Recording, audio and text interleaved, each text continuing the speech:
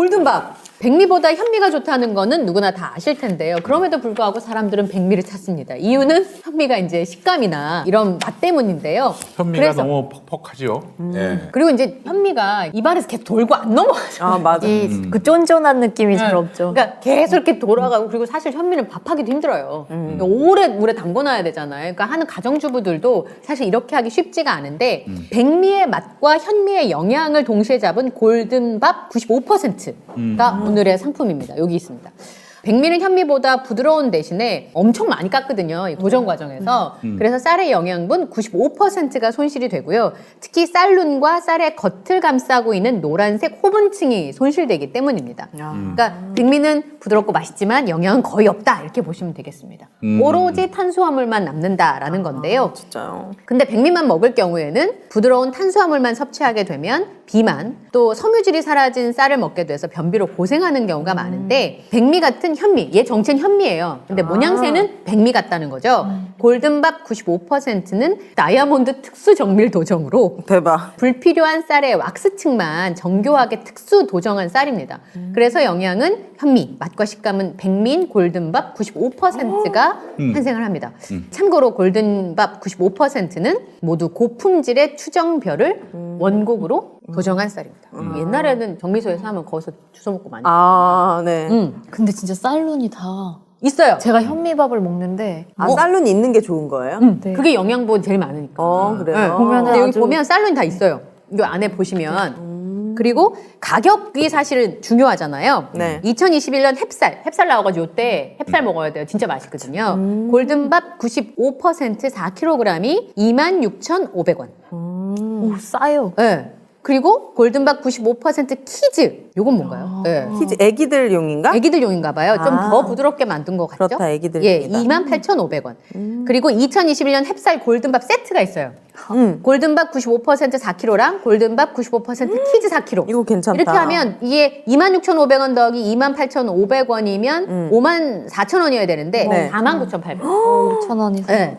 이 골든밥 95% 키즈는 아이들이 이제 현미밥이랑 좀 친해지라고 골든밥 95%를 10%더 오, 다이아몬드 대박. 특수 도정으로 깎은 겁니다. 맛도 좋고 영양도 좋은 특히 면역력 강화에 도움을 주는 백미 같은 현미 골든밥 95%를 김용민닷컴에서 배송비 무료 압도적인 혜택으로 만나보시기 바랍니다. 네, 감사합니다. 고퀄의 광고 잘 들었어요. 아유, 그래요. 역시. 쌀 되게 맛있어요. 제가 이거 먹어봤어요. 직접 백미 해가지고. 같아? 백미 같은 현미. 그래서 저기 당뇨 환자들도 아주 뭐 정말 좋습니다. 필수잖아요. 당뇨 환자분들은 이런 작곡이. 그렇죠. 저희도 필수고. 네. 쌀이 좋아봤자지 이렇게 생각하실 텐데요. 달라요. 진짜 그 호에 도정해서 보달 나온 햅쌀 먹으면 반찬이 사실은 필요 그냥 없잖아요. 한두 개만 있으면 돼요. 네. 김치만 있어도 돼요. 맞아요. 우리 신민정 평론가님하고 같은 교회에서 일을 하고 있는데 점심에 식사를 같이 하잖아요, 주일에. 네. 근데 저 양반 보니까 항상 밥을 시켜 먹습니다. 아. 우리는 항상 이제 면을 먹고 한식이다. 무조건 밥을 먹어. 제가 면을 별로 안 좋아해요. 아. 밥을 좋아해요, 밥을. 네. 왜요? 그래서 건강하시고 그쵸. 아름다우시고. 맞아요. 피부 그런 좋으시고. 걸까요? 저는 뭐 좋아할 것 같으세요? 네? 고기를 좀. 빙고! 선생님 부부셨나요? 아, 그래요. 고기 식성까지. 사랑합니다. 네. 하여튼 이 밥을 좀 신경 써 보시면 이 밥에도 종류가 있고 벼에도 굉장히 종류가 많아요. 그러니까 저는 돈을 써서 제일 남는 게 두 가지인데요. 하나는 먹는 거. 먹는 거 네, 중요합니다. 네, 먹는 거는 가능하면 맛있고 좋은 거. 네. 네. 그리고 두 번째는 애들 학원비. 학원비. 제가 피아노 학원을 보내봤더니 10만 원 주고 그렇게 즐거움을 주는 건 그거밖에 없는 것 같아요. 저는 먹는 거랑 바르는 거. 이거 두 가지를 아끼지, 얼굴에? 아끼지 않습니다. 맞아요. 매일매일 하는 게 제일 중요하니까 네. 한번 시도해 보시면 건강도 챙기시고 좋을 것 같습니다. 네.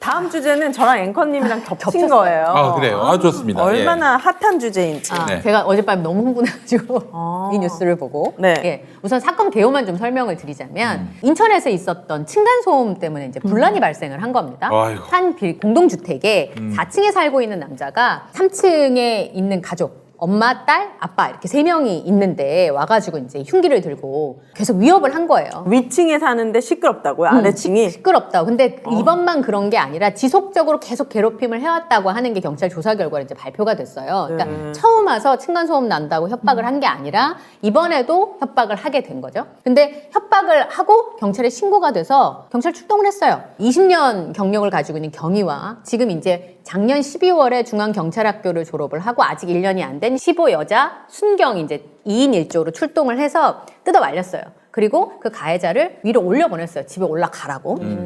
그리고 이 여자 순경은 딸하고 어머니가 있는 3층에 같이 있었고 이 집의 아빠랑 20년 경력의 경찰분은 이제 1층에 내려가서 얘기를 하고 있었어요. 근데 갑자기 비명소리를 들리는 거예요. 4시간 후에 이 4층에 있던 가해자가 다시 내려와가지고 흉기를 또 휘두르기 시작한 거예요. 미친놈. 그래서 비명 소리를 듣고 너무 놀라서 아빠가 계단을 막 쫓아서 올라갔어요. 그러면서 빨리 오세요. 같이 이제 경찰에 얘기를 하고 있었으니까 그리고 올라갔는데 안 오는 거예요. 그래서 이 아빠가 가보니까 그 가해자가 흉기를 들고 있는 손을 딸이 버티고 있는 거예요. 엄청 극박한. 네. 그걸 버티고 있어서 몸싸움을 해서 끝내 이 아버지가 그 가해자를 제압을 한 다음에 경찰이 도착을 해서 수갑을 채워 체포를 했어요. 그런데 그렇게 씨름을 하는 동안 이 아내 되시는 분이 목에 찔렸어요. 칼을. 네, 그래서 이후에도 지금도 제가 알기로는 의식을 못 찾고 계시는 맞아요. 걸로 알고 있고 그 다음에 수술을 진행을 했는데 왜 논란이 됐냐면 처음엔 이게 층간소음이 이렇게까지 비극적인 상황을 만들었다 이게 논란이 됐었거든요. 그런데 가해자가 와서 위협을 하는데 왜 같이 있던 경찰이 그 현장을 이탈해서 내려왔느냐 이게 처음에 논란이었어요. 맞아요. 그래서 여자 경찰들은 능력이 없는 거예요. 현장에서 제압을 했어야지 라고 얘기를 했었거든요. 그리고 이 남자 경찰이 좀 늦게 온 것도 아파트 공동주택의 현관문의 비밀번호를 모른 거예요. 다쳐가지고. 그래서 그거를 주민한테 얘기를 해서 현관문을 통과해서 올라가느라 그랬다. 라고 해명을 했는데 네. 어제 조사를 더 한 결과가 발표가 됐는데 이 남차 경찰도 아빠가 막 뛰어 올라갔잖아요 현장에. 그러면 올라오는데 같이 올라왔으면 아무 리 없었을 텐데 좀 이상하다 생각했거든요. 그랬더니 3층에서 여자 경찰이 내려오니까 같이 나간 거예요. 본인들의 설명은 구조를 청하러 갔다는 거예요. 아니 2인이면 나눠서 한 명만 구조 요청하러 갈 수도 있는 거잖아요. 그러니까 그런 바람에 이 남자 경찰도 이탈을 한 거죠 현장을. 네. 그러면서 문이 잠긴 거예요. 그러니까 빨리 못 들어갔고 이 딸이 가해자를 이렇게 버티고 있었잖아요. 네. 그리고 일반인인 남성이 그 가해자를 제압을 한 건데 그러면 경찰은 제압할 수 없었던가. 그러니까요. 그리고 이 여자 순경은 경력이 얼마 되진 않았지만 테이저건을 차고 있었고요. 남자의 경우에는 권총을 갖고 있었다고 합니다. 그러니까 어쨌든 시민을 보호할 수 있는 조건이 부합한다고 볼 수 있겠죠. 왜냐하면 이미 굉장히 심각한 손상을 입었으니까. 그런데 왜 그렇게 하지 않았나? 그리고 그 경찰은 왜 그 자리를 이탈했던가? 그래서 이 피해자 가족의 가장은 CCTV를 공개하라. 그날의 CCTV를 공개하라고 지금 얘기를 하고 있는 상황입니다. 예. 저는 이것에 연관돼서 이제 또 스토커. 네. 스토커 맞아요. 계속 신고가 왔는데 결국에는 딴 주소로 가는 바람에 전 여친이었던 분이 살해가 당하시고 스토커의 그 신상이 공개가 됐더라고요. 네. 그때 경찰들은 왜 몇 번이나 그 스마트워치 호출을 했는데도 그 피의자를 불러서 조사를 하지 않았는지. 그러니까 여러 가지 이 방금 얘기한 층간소음도 그렇고 이 스토커 범죄도 그렇고 경찰들이 과연 갖고 있는 공권력이라든지 그리고 시민을 보호할 수 있는 훈련의 체계라든지 이런 것들이 왜 이렇게 저로서는 못 믿어온지. 그렇죠. 스마트워치까지 차고 있는데도 불구하고 긴급호출을 계속 눌렀는데 생명의 위협을 느꼈음에도 결국에는 출동을 했지만 500m 있는 다른 건물을 갔다고 하더라고요. 목숨을 잃었잖아요. 그래서 이거는 조금 문제가 있지 않을까? 훈련의 과정이라든지 아니면 뭘 쏘기 전에 해야 되는 책임 소지라든지 이런 것들을 우리가 좀 들여다봐야 될 사건인 것 같아가지고. 네. 그래서 주제를 이제 삼았고. 어제 나온 뉴스들을 좀 살펴보니까 처음에는 여자 경찰은 현장에서 제대로 대응을 못한다, 뭐 체력 시험도 떨어진다, 뭐 이런 얘기들을 이제 체력도 남성보다는 물리적으로는 아무래도 열악할 수밖에 없잖아요. 이제 그런 그런 문제들 때문에 여자 순경, 여자 경찰이 필요하냐 뭐 이런 얘기까지 나왔었는데 갑자기 젠더 이슈가 된 거예요? 그랬는데 이제 어제 서영교 의원의 인터뷰에 따르면 그런 게 아니다. 그러니까 전체 시스템의 문제이다라는 건데요. 이 여자 경찰의 경우에는 아직 1년이 되지 않았는데 중앙경찰학교를 작년 12월에 이제 졸업을 했습니다. 근데 코로나 상황이어가지고 직무교육을 다 비대면으로 했다는 거예요. 맞아요. 그리고 일선 경찰들의 설명에 의하면 현장 대응을 학교에서 공부한다고 다 아는 게 아니잖아요. 맞아요. 현장 경험이 쌓여야 되는 건데 그 직무교육마저도 2년 동안 비대면으로 한 데다가 유도 훈련도 비대면으로 온라인으로 했다고 하더라고요. 요즘 저희 딸도 체육을 온라인으로 하거든요. 그래서 이 테이저건을 차고 있었는데 테이저건에 그 들어가는 뭐라 그러죠? 총알은 아니고 들어가는 그게 개당 가격이 엄청 비싸대요. 4만 원인가 그래요. 그러니까 이게 수량이 제한돼 있어요. 1년에 훈련할 수 있는 게. 게다가 테이저건이 이렇게 타가서 뿅 꽂혀야 되는데 테이저건 같은 경우는 이 관역이 정지 상태에서 연습을 한대요. 경찰분들이. 그나마도. 그런데 범인이 정지 상태인가요? 그렇죠. 움직이잖아, 엄청. 네, 그러면 이게 계속 훈련을 해서 대응 능력을 키워야 되는데 그런 부분에 있어서 문제가 있다라는 지적이 부실하네요. 있었고 네. 또 하나는 뭐냐면 이 경찰 분들이 지금 말씀드렸던 이런 상황에서 4층에 가해자를 올려보내고 나면 3층에 문을 잠가야 되지 않아요? 그럼요. 근데 저는 이제 보도자료나 기사는 경찰이 했었던 모든 일을 다 기록하지 않으니까 사실 저희가 뉴스로 접하면 자세한 상황을 알 수는 없거든요. 근데 제가 어제 의문스러웠던 게 4층에 가해자가 분명히 살고 있고 4시간 전에 그렇게 난리가 났어요. 그러면 여성밖에 없고 본인도 여성이니까 사실 위험할 수 있으니까 우선은 문을 잠가야 되는데 어떻게 들어왔을까 가해자가. 문을 열어준 거 아니에요? 그러니까. 하도 난리를 치니까 피해자들이. 아니 어떻게 열어줘요? 그 흉기를 가지고 위협하는 사람을? 그럼 그 현장의 대처는 어떻게 된 건지. 그리고 그 현장에서 그런 상황이면 이 남자 경찰분은 왜 이 남편분을 데리고 1층에 가 있었는지. 그리고 주민들의 말에 의하면 그 남성이 지속적으로 이 가정의 층간소음 때문에 계속 괴롭힘을 했다는 거예요. 그래서 어제 지금 말씀하신 스토킹 처벌법이 적용이 됐어요. 그러니까 살인미수랑 특수상해 말고도 그게 처벌이 이제 추가가 됐는데 그렇다면 이걸 막을 수는 없었을까? 이런 생각들이 좀 드는 거죠. 그리고 보통 층간소음은 위층에서 아래층으로 내려오는데 그 사람은 아래층 소음이 자기네 위층으로 들린다는 거예요? 그러네요. 4층에 사는 사람이 지금 그런 3층으로 경우도 내려와서 3층 내려오. 지금 층간소음 뭐 들린다고 난리 치는 이불 거잖아요. 타고 올라온다라고 해서 내려오는 사람들도 있더라고요. 맞아요. 그리고 저도 그런 다 경우를 봤어요. 대각선 라인에서도 와요. 이 집에서 해서 울린다고. 저는 무슨 얘기를 하고 싶냐면 일단 우리나라 공권력에 대해서 물론 이제 경찰의 어떤 대응 능력이 떨어졌다는 건 분명히 인정을 하고 그 부분에 있어서는 책임을 져야 된다고 생각을 하는데 지금 보면은 15경찰관이라고 했잖아요. 그럼 이분은 6개월? 임명된 지 6개월. 네, 1년이 안 된 거예요. 네, 1년까지는 15경찰관이라고 부른다고 해서 이분은 그러니까 준비가 아직 덜 된 그리고 현장 대응 능력이 떨어지는 인력이라는 걸 모두가 알고 있었다는 거죠. 네. 그런데 똑같이 한 명으로 친 거예요. 경찰 한 명으로. 제가 우리 깍두기라는 게 있었잖아요. 우리 어렸을 때. 반인분 쳐주는. 그쵸. 네. 그러면 이 사람은 0.5인분이나 아니면 지금 이제 배우고 있는 사람으로서 인정을 받아서 원래는 그렇게 됐었어야죠. 그래서 2명의 경찰이 그런 자리에서 어떻게 대응을 하는지를 봤어야 된다고 생각해요. 근데 지금 치안 수요가 너무나 많대요. 그렇기 때문에 지금 그렇게 현장 경험이 없는 사람도 빨리빨리 순찰로 도입되고 지금 막 계속 우리가 밤길이 무섭다 이렇게 얘기하니까 투입이 될 수밖에 없는 상황이라는 거죠. 그러면 이건 이제 인력 부족의 문제도 있지 않은가? 그렇죠. 라는 생각을 먼저 생각해봐야 될 것 같고 두 번째로는 우리나라의 공권력 우리가 어떤 권한을 얼만큼 주고 있는가도 좀 생각을 해봐야 될 것 같아요. 이게 지금 어떤 뭐 여자 경찰에 대한 혐오, 여혐을 막 들고 일어나서 이걸로 편승을 해서 뭔가 정치적인 이슈로 가져가려고 하는데 지금 그게 문제가 아니라 그렇죠. 지금 우리나라 공권력이 일단 경찰이 총을 한번 쏘려면 어떻게 해야 되냐면 3번 경고를 해야 되고요. 그리고 나서 빈 거 발사 한번 하고 공포탄 한번 발사하고 난 다음에 발사할 수 있어요. 그러니까 너 무기 내려놔 아니면 총 쏜다 이거를 지금 칼 찔리기 전에도 내려놔 쏜다 내려놔 쏜다 빵 공포탄 빵 이렇게 쏠 수 있다라는 거예요. 뭐예요? 그 이거는 이미 이 매뉴얼을 하는 동안 칼에 찔립니다. 그리고 이런 매뉴얼을 하는 동안 칼에 찔렸던 경찰들이 무수히 많아요.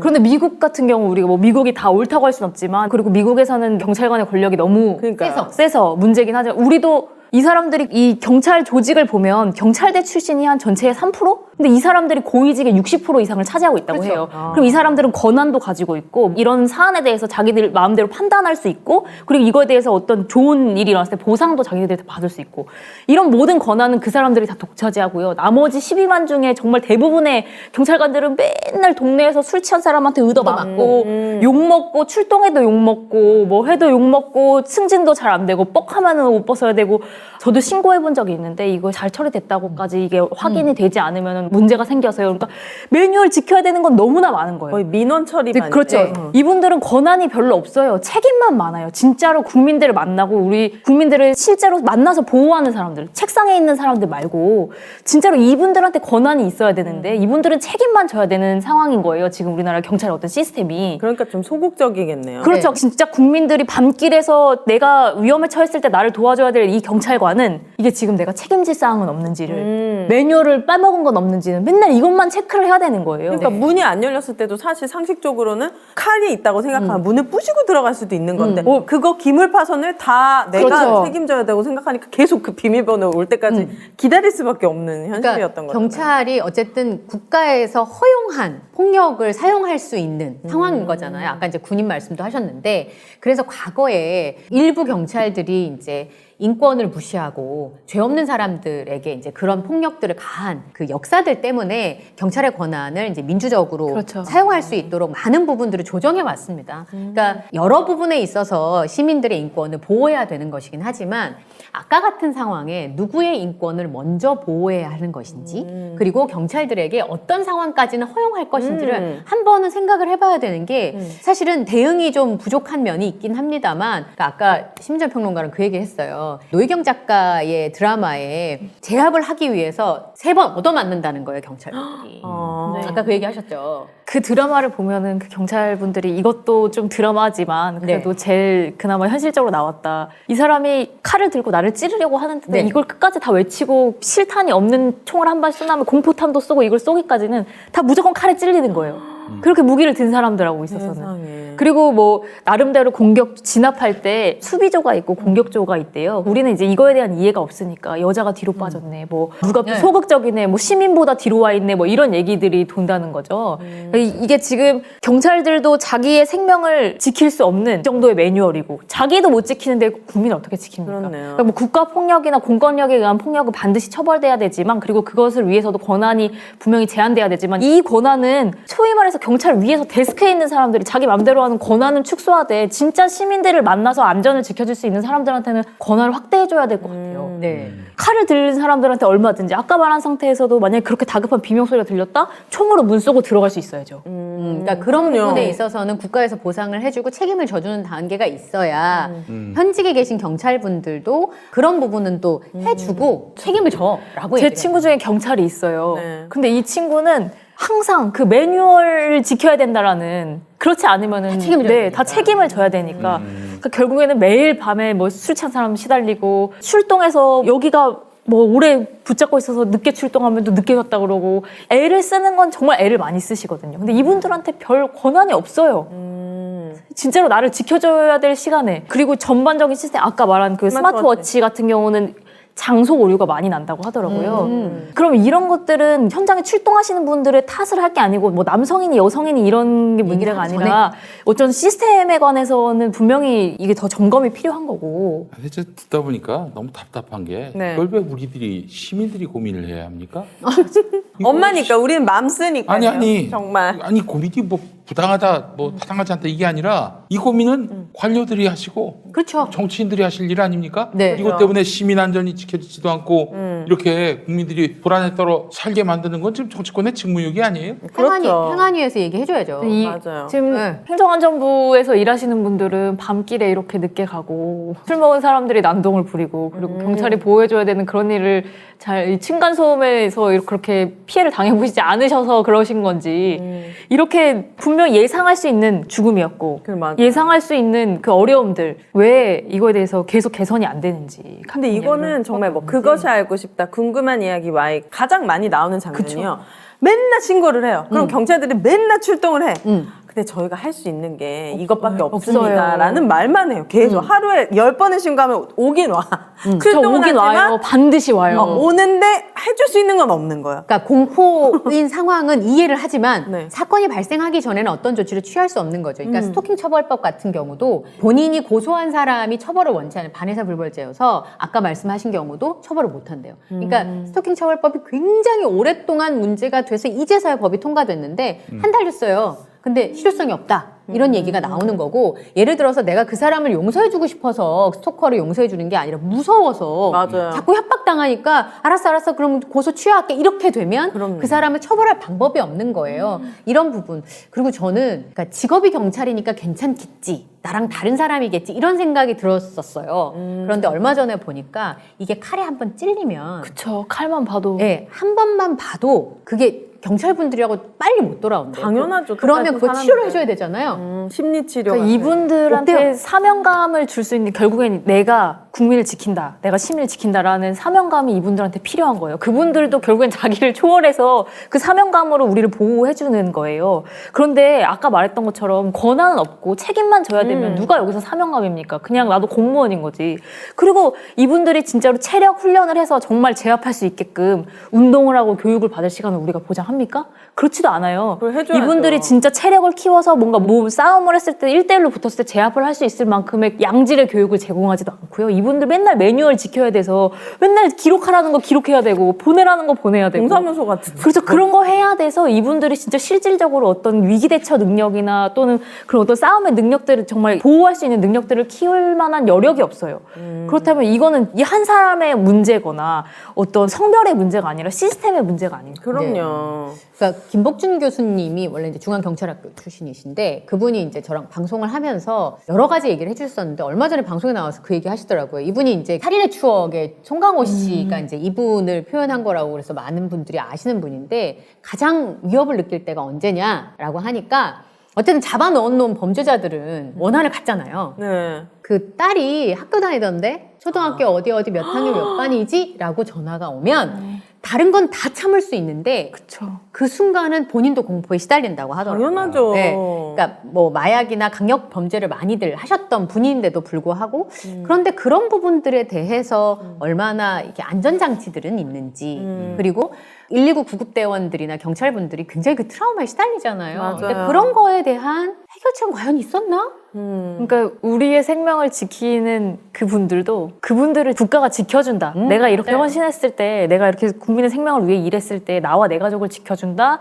그리고 내가 한 일에 대해서는 부당한 책임을 묻지 않는다라는 확신이 있어야 이분들도 움직이죠. 그렇죠. 네, 아까 김용민 PD가 얘기한 것처럼 나쁜 사람한테는 처벌을 제대로 하고 최선을 다한 사람한테 보상을 해주는 그 시스템이 명확하면 모든 사람이 다 똑같진 않겠지만 누군가에게 무언가를 요구할 수 있다는 거죠. 근데 제가 어제 이제 이 상황을 보고 참 큰일 났다라는 생각이 좀 들고 나는 과연 안심할 수 있나? 이런 생각이 좀 들더라고요. 아 정말 참 이 나라에 최소한 다른 거 뭐 많은 거 바라지 않습니다. 다른 거보다도 어디 얻어맞고 돈 뺏기고 그런 일이 없는 세상에 사는 거 그거 하나만이라도 좀 제대로 달성됐으면 좋겠어요. 저는 맞아요. 솔직히 얘기해서 이런 젠더 갈등이 이런 치안의 문제만 없어져도 정말 반은 줄어든다고 생각합니다. 그러네요, 진짜. 네. 아니 이런 것들이 잘 저기 안 되니까 공포심을 갖고 살아야 되는 건데. 맞아요. 네. 그래서 하여튼 뭐 저희 치안 문제에 있어서는 그냥 말뿐이 아니라 실질적으로 달라졌다라는 걸 보여줄 필요가 있어요. 저 궁금해서 그런데 제가 뭐 차를 주로 타고 다니니까 모르는데 왜 여성 안심 귀갓길 해가지고 뭐 이렇게 서울시에 그 있잖아요. 네, 있어요. 거기 전혀 안심 안 돼요. 전혀 안심 안 됩니다. 저는 그 기갓길 있는 데서 살아봤는데 12시 넘으면 다니시지 않고요. 그냥 전봇대 불빛만 있을 뿐이고 전혀 안심 안 되던데. 저는 있는지 몰랐습니다. 서울시에 있어요? 그 네, 있어요. 네. 근데 그게 보도 되게 그 블럭 길 색깔 자체가 달라요. 그 잘 빨간색 보이게, 네, 색깔이에요. 잘 보이게. 그래서 12시부터 뭐 3시나 요 시간대가 사실 위험하잖아요. 뭐 10시부터 2, 3시. 네, 맞아요. 근데 그때 안 해요. 거의 12시 이전에 끝나던데요. 근데 나도 예전에도 말씀드렸는데 네. 으슥한 곳에서 네가 김용민 뒤에서 그랬을 때 그 한마디로 어우 두렵다니까요. 뒷골이 오싹하더라고. 네. 나 같아도. 맞아요. 주차장에 우리 주차만 하고 갈 때도 무섭잖아요. 맞아요. 시간에도. 근데 뭔가 경찰 하면은 저는 당연히 훈련이 되고 제압할 수 있을 거라는 그런 믿음으로 아니 그 1년 살았는데. 동안에 뭐 비대면이라서 제대로 교육 못 받았다. 아니 그게 할 수 있는 변명입니까? 아니 그럼 치안 서비스가 그러면 코로나 때문에 좀 미비할 수도 있다. 이 생각을 국민들이 해줘야 돼요? 그럼 지금까지는 경찰들이 다 이거 시험으로 된 거예요? 아니잖아요. 그러니까 뭐 체력 검사가 있어요. 필요한 그래서 지금 훈련들이- 무슨 어디로 불똥이 튀고 있냐면 네. 우리나라 체력 시험이 너무 쉬워서 여성들이 너무 체력이 안 받쳐준다. 근데 저는 조금 그건 말이 안 이게 된다. 문제인 게 우리가 시험 공부할 때 몰아치기 한 다음에 빛의 속도로 시험 끝나면 까먹거든요. 당연하죠. 그러면 그때 체력 그 훈련이- 체력을 잠깐 그 시험 본 네. 다음에 그 다음에 체력 관리를 하냐 말이에요. 아니 그건 그리고 아니죠. 아니 그럼 퇴직을 원을 왜 주는 거냐고요. 이분들이 정말 이거에 대응할 수 있게끔 평소에도 훈련을 갈 수 있게 해줘야 되는 당연하죠. 거예요. 이분들이 계속 뭔가 이 보호하고 1대1로 마주쳤을 때 그런 상황을 대처할 수 있는 능력을 키우는 건 평소에도 양질의 교육을 제공해야 전 되는데 그게 당연히 이루어졌을 거라고 생각해서 그런데 경찰 보면 든든했는데 맞아요. 무슨 교육 받고 무슨 서류 내고 뭐 사인하고 뭐 보내고 뭐 하고 출동하고 뺑뺑이 돌고 그러니까 이 경찰분들 우리가 그냥 막 뭐 하는 거야 경찰 한국 경찰이 그렇지 뭐 이렇게 얘기하기엔 이분들의 일상도 너무나 고단한 거죠. 맞아요. 책임만 져야 되고. 그러니까 뭐 저는 군대를 안 갔지만 군대에 가서 이렇게 뭐 작전 수행할 때 지형지물을 이용하라고 하잖아요. 그 말은 뭐냐면 힘으로 누구를 이렇게 할 수 있으면 그러면 씨름 선수들이 제일 잘하죠. 진짜 격투기 선수들이 다 경찰을 해야겠죠. 그래야 되는 거잖아요. 근데 그게 아니라 테이저건은 왜 주고 권총은 왜 주는 거예요. 그러니까 무기를 쓸 수 있고 또 전자장치나 보안장치를 쓸 수 있잖아요. 이제 그런 부분들을 활용할 수 있도록 해주고 저는 좀 분류도 할 수 있다고 생각해요. 경찰 중에 보이스피싱만 잘 잡는 아저씨. 또 그 경찰 중에 이 성범죄자들을 이렇게 인상착의나 아니 범인들을 잘 이렇게 취조하는 사람이 네. 사람마다 주특기가 있잖아요. 다 힘써야 돼요? 그거 아니라고 생각하거든요. 만약에 그렇다면 그때 그 따님은 가해자의 손목을 어떻게 잡은 건데요? 그렇죠. 그러니까 힘으로 잡는 게 아니거든요. 그러니까 그런 부분들을 이용할 수 있으려면 수없는 실전 훈련들을 해야 되는 거죠. 아니 저 무슨 뭐 규정 따라야 된다 그러는데 예를 들면 좀 긴급하게 네. 현행범을 잡느라고 강도 폭행범을 잡느라고 성범죄자 잡느라고 못 규정을 지켰다. 못 지켰다. 그건 봐줘야 됩니다. 네, 맞아요. 줘야 그런데 되는 거고. 그런데 다 책임을 졌잖아요. 그렇게 해서. 그 현장의 사람 책임지지 윗사람 책임 안 지잖아요. 그렇죠. 네. 그렇게 했던 싸웠던 오죽하면 그 매뉴얼을 지키지 않고 그렇게 했겠습니까? 네. 막. 그래도 아니 그 그걸 시민의 책임져야 안전을 위해서 시민의 안전을 위해서 그런 규정들이 있는 거 아니에요. 그렇죠. 그 규정의 정신을 잘 지키기 위해서 그렇게 적극적으로 역할을 하다가 그렇게 해서 예를 들면 규정을 좀 미비하게 지켰다. 그렇다고 그걸 갖고 경찰관한테 책임을 묻고 그거는 부당한 일입니다. 도리어 규정보다도 시민의 안전이 그 규정 때문에 지켜지지 못한다? 그거에 대해서 더 책임을 강하게 물어야 한다고 생각을 합니다. 네. 그 규정대로 가야 된다. 율법주의입니다. 그게 그리고 이제 그 시민들이 법 형식주의예요. 이렇게 예. 경찰을 이제 그런 부분을 빌미 삼아서 고소하는 사람들 있잖아요. 그쵸. 그럼 변호사비 그걸로 인한 불이익 그건 다 본인이 경찰관이나 소방 공무원의 오롯이 몫이 되거든요. 아니 국가가 그런 공무원을 좀 채용해 가지고 그런 부분들을 좀 담당해주면 안 됩니까? 네, 저는 이제 그런 생각이 좀 들더라고요. 아니 그래서 회사도 저기 고문 변호사가 있잖아요. 법무팀 있잖아요. 네. 네. 그러니까 나라에는 법무팀이 없는 건가요? 그러니까 이분들에게는 권한도 없고 책임은 다 져야 된다는 거예요. 이런 그렇죠. 개인적인 모든 책임을 다 져야 되니까 몸을 사릴 수밖에 없는 거예요. 이분들은 자기 몸도 그리고 어떤 그런 책임도 최대한 안 지려고 그 책임은 위에 계신 분들이 져야죠. 책임은 위에 계신 분들이 지고 정말 맨몸으로 싸워줄 분들에게는 권한을 확대해야 됩니다. 아까 말했던 것처럼. 그리고 아까 말했던 것처럼 그분이 15라고 하셨고 임명된 지 6개월 됐다고 하셨는데 1년까지는 현장을 그냥 쫓아다니면서 15경찰관이라고 부른다고 하잖아요. 네. 그럼 이분들은 깍두기로 진짜 그 두 명이 어떻게 대응하는지를 보고 이렇게 할 수 있을 만큼 어떤 인력풀이 됐으면 좋겠어요. 네. 왜냐면 한 명 그냥 이 사람을 온전한 경찰 한 명으로 두면 안 되죠. 15라는 명칭이 정식 명칭이 또 따로 있고 1년 동안은 그렇게 한다고 하면 이 사람에게 똑같은 책임과 똑같은 만큼을 기대하면 안 되는 거예요. 그러니까 두 명이 다니면서 할 수 있게끔. 물론 제가 지금 뭐 현장을 몰라서 그렇다, 지금 인력이 부족한데 출동하는 것도 그렇고 어떻게 그렇게 하냐라고 하지만 그렇다면 이거는 시스템 문제고 위에 계신 분들이 고민해야 됩니다. 네. 그러니까 제가 경찰 업무나 이건 잘 몰라요. 그렇긴 하지만 최소한 시민들을 보호할 수 있는 장치들을 마련해주고 아까 김용민 PD의 제안 되게 멋있는 것 같아요. 그러니까 밤길이나 치안만 잘 돼 있어도 지금 해결 못하는 게 젠더 갈등인데 이런 많은 부분을 것들이. 해결해줄 수 있다는 건 굉장히 필요한 일이라는 생각이 좀 듭니다. 그리고 예전에 경찰이 등장하는 드라마에 차태현 씨가 그런 말 했어요. 교수님으로 나오는데 수백 번 시뮬레이션을 하고 현장에 간대요. 경찰이 되고 싶었던 사람이잖아요. 그쵸. 네. 그럼에도 불구하고 아무 생각이 안 든다는 거예요. 그러니까 수없이 훈련할 수 있도록 그 길을 만들어주는 거 그게 굉장히 필요하다 이런 생각이 좀 듭니다. 저는 이제 경찰에게 그런 권한도 필요하지만 이번 사건은 어쨌든 현장을 이탈한 두 분의 경찰관의 잘못도 저는 있다고 생각하거든요. 네, 이번에 직위해제 됐다고 해요. 네, 그래서 피해자분들이 얼마나 공포스럽고 또 경찰관에 대한 실망감이 있었을까 그거에 대해서는 우리가 좀 생각해 봐야 되고 그분들이 또 국민들의 세금으로 국민들의 뭐 치안과 안전을 위해서 일해야겠다고 사명감을 갖고 계신 분들인데 네. 그런 상황에서는 다른 선택을 했으면 훨씬 더 좋지 않았을까. 않았을까 네. 너무 아쉬운 그런 마음이 듭니다. 용디의 새로운 도전 썬데이 용인 8090 세대를 위한 라떼 월드를 열다. 썬데이 용 사건과 실화, 화제의 인물, 음악과 영화 모든 장르를 총망라한 썬데이 용 9월 5일 팟빵에서 공개됩니다. 썬데이 용 아이고 이거 구독해달라는 말을 깜빡했네. 썬데이 영민 구독 썬데이 구독 부탁드립니다. 저 얼마 전에 그런 기사 기억났어요. 아까 이제 그 상위 3% 얘기하셨는데 이름은 정확하지 않은데 최근에 어떤 경찰 고위 간부가 그분이 이 서류 있잖아요. 그거를 잘 만들어가지고 계속 승진을 해왔던 거예요. 그래서 고위직을 차지했어요. 그런 다음에 어떻게 됐냐면 자기가 잘하는 것만 애들 검사를 하는 거예요.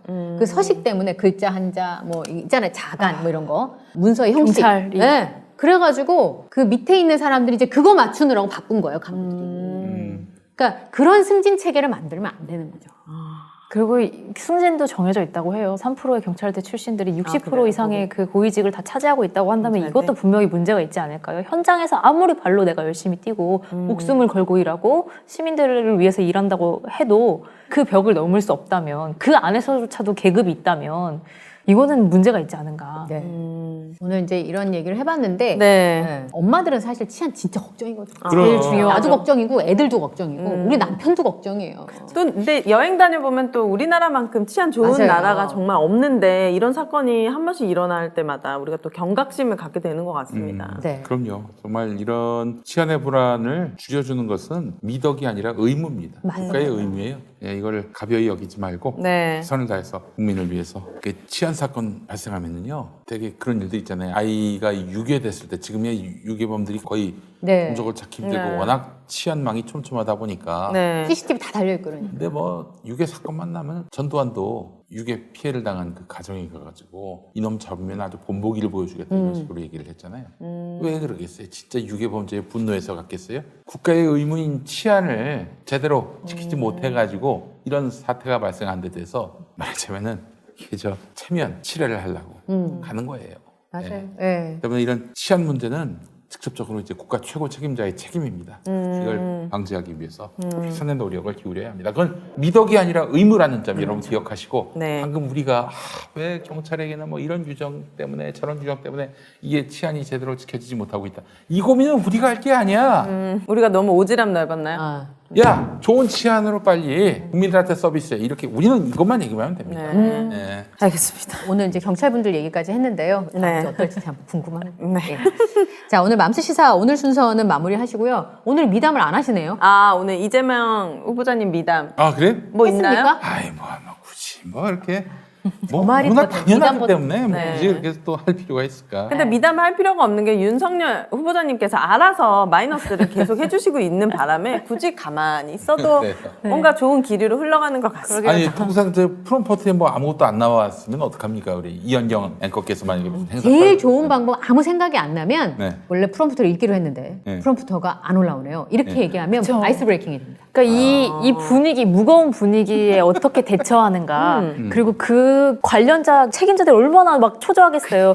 그 농담 한마디나 위트 한마디 네. 또는 뭐 잠시 기다려달라는 그 양해 구하는 한마디 이걸 못했다는 데서 사람들이 실망을 하는 거거든요. 네. 뭐 아니 내가 만약에 윤석열이라면은 네. 해야 되는데 아무것도 안 떠요. 그러면은 어떻게 하시겠습니까?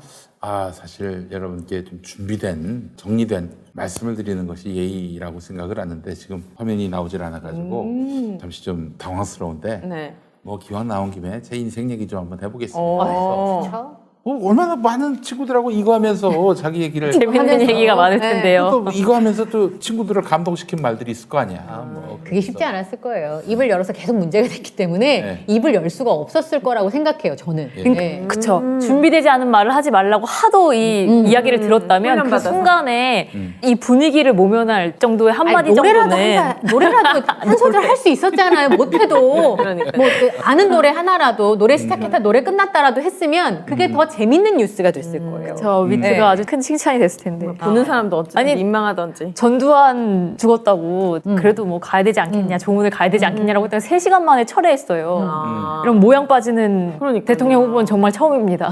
모자라면 솔직함이 최고의 무기예요. 제가 맞아요. 봤을 때. 그리고 뭐 준비된 게 없으면 준비된 게 없는데 뭐라도 할까요? 자, 1번. 그거라도 하면 2분 가거든요. 근데 저는 그걸 보면서 누구에게도 잘못을 혹은 자기의 부족한 모습을 보이기가 어려워하는 사람은 뒤에서 무슨 일을 할지 모른다라는 생각을 사람들이 하게 돼요. 그러고 나서 예. 그리고 나서 그 1분 30초 동안 침묵했다고 기사가 돌고 나면 이 사람의 본인의 잘못이라고 생각하겠습니까? 누구야? 그거 제대로 야, 프롬프트 제대로 안 누구야? 이렇게 쓰는 되겠지. 인간 누구야? 이렇게 되겠죠. 저기 예전에 영화 이경영 씨가 나온 아세요? 그 저기 저 내부자들. 나가지고. 목욕탕에서 옷 갈아입고 있는데 옆에서 비서가 쩔쩔매고 있는데 갑자기 때리는 왜요? 아니 그런 영화 있어. 아, 네. 그런 짤이 있어. 내부자들인가요? 그게? 내부자들인가. 그래요? 아마 그렇게 되지 않았겠는가. 예. 그러니까 저는 정치인들이 보여줄 수 있는 게 몇 가지가 안 되잖아요. 그러니까 어떤 상황이든 위기는 기회가 될 수 있어요. 그렇죠. 예. 그 대응 능력을 보는 것도 그 사람을 근데 판단. 위기를 위기로 만드신 위기를 큰 위기로 만들고 앞으로도 윤석열 후보자님의 활약을 기대해 보도록 하겠습니다. 네. 오늘 메인에 정혜인 씨가 안 들어가겠네요. 들어갈 자리가 없습니다. 어떻게 뭐 만들어 볼 수 없을까요? 없습니다. 정혜인 vs 전두환. 뭐 하시는 거예요? 정혜인 vs 김용민. 도대체 무슨 일? 어젯밤에? 이렇게. 저 낚시에는 제가 달인이어가지고. 어젯밤에 무슨 일? 다소 정혜인 씨 팬클럽이 불편해는 하겠지만 그러니까요. 한 여자를 두고 한 밤의 결투. 이런 거. 반대입니다. 네, 알겠습니다. 정혜인의 여자 vs 이순자. 아, 지금 어디로 가시는 거예요? 아니, 대체? 정혜인 씨한테 왜 그러시는 죄송합니다. 거예요? 빨리 맞춰야 될 것 같습니다. 네, 끝내야 될 시간이 빨리 맞춰야 네. 될것 같습니다. 예. 자, 오늘 맘스시다 여기까지 전해드리고요. 다음에 궁금하신 일이 있거나 저희들과 얘기하고 싶은 일이 있으시면 언제든지 김영민 PD에게 DM을 주십시오. 그럼 저희가 다뤄보도록 하겠습니다. 오늘도 함께해 주셔서 고맙습니다. 감사합니다. 감사합니다.